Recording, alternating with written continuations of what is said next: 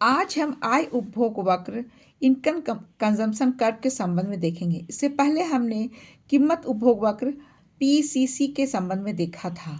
आज हम आय उपभोग वक्र के संबंध में विस्तार से समझेंगे। उपभोक्ता की आय स्थिर रहती है, परंतु उपभोक्ता की रुचियां, अधिमान तथा दो वस्तुओं की कीमतें दी हुई होने पर यदि उपभोक्ता की आय में परिवर्तन हो जाए तो उस परिवर्तन का उसके द्वारा खरीदी गई वस्तुओं पर जो प्रभाव पड़ता है उसे हम आय प्रभाव कहते हैं।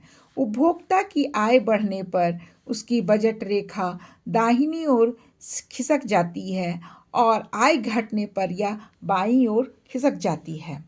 जैसा कि इस चित्र में दर्शाया गया है कि जब y अक्ष पर हम आय स्तर को रखे हैं और x अक्ष पर हम कंजम्पशन या उपभोग को रखे हैं।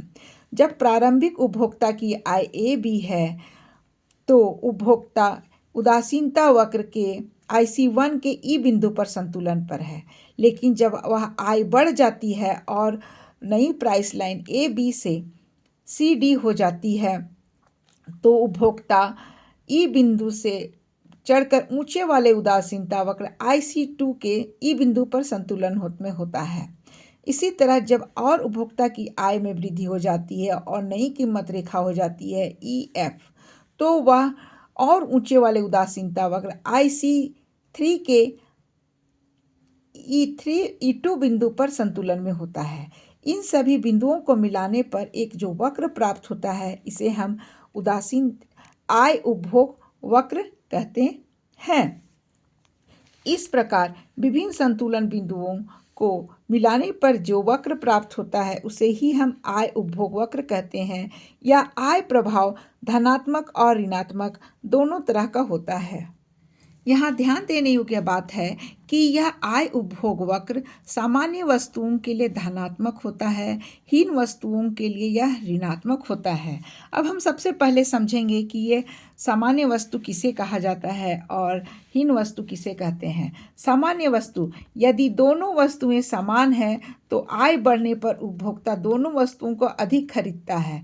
सामान्य वस्तु की दशा में उपभोक्ता आय बढ़ने पर वस्तु की अधिक इकाइयां खरीदता है, जबकि कीमतें स्थिर रहती हैं, और इसके विपरीत कीमतों के स्थिर होने की दशा में भी वह निम्न वस्तुओं में उपभोक्ता अपनी आय बढ़ने पर उस वस्तु को कम खरीदता है। यदि उपभोक्ता की आय एक निश्चित स्तर से अधिक बढ़ने पर x उसके लिए निम्न वस्तु बन जाता है और ICC y अक्ष की ओर झुक जाता है, जैसा कि चित्र 1 में यहाँ पर देखिए। इसे हम कह रहे हैं कि इस रेखा चित्र में x जो है हमारा निम्न वस्तु है और y हमारा सामान्य वस्तु है। जब एक ही समय में दोनों वस्तु निम्न नहीं हो सकती है, एक सामान्य और एक निम्न होगा, तो जब आय बढ़ती है तो और x वस्तु घटिया है तो उपभोक्ता x वस्तु का अधिक मांग करता है या एक वस्तु को अधिक खरीदता है। इसीलिए ये इनकम कंजम्पशन कर्व y अक्ष की ओर झुक गया है।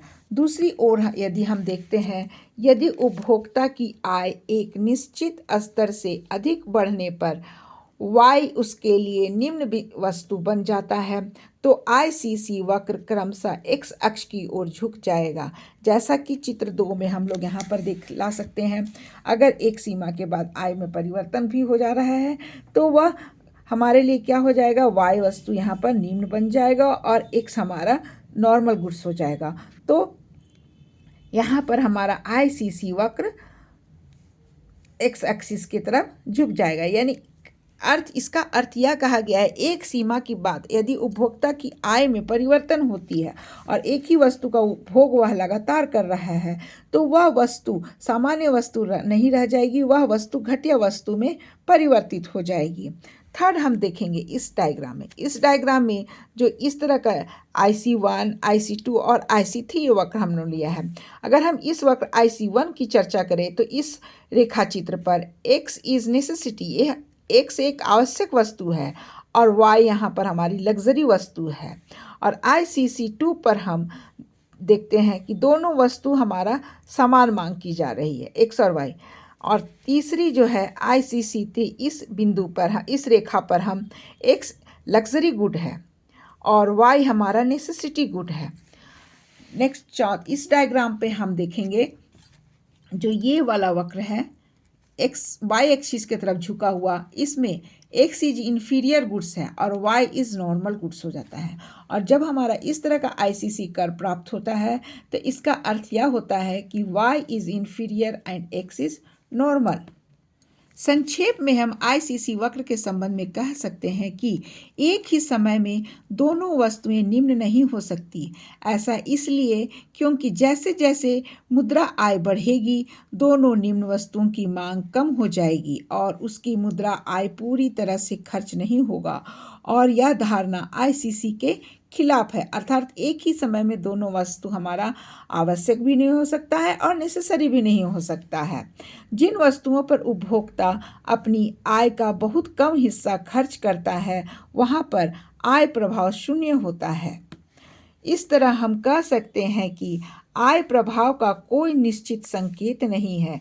यह वस्तु की प्रकृति के आधार पर धनात्मक, ऋणात्मक और शून्य हो सकता है तथा यह प्रतिस्थापन प्रभाव के विपरीत होता है। Thank you for watching my video.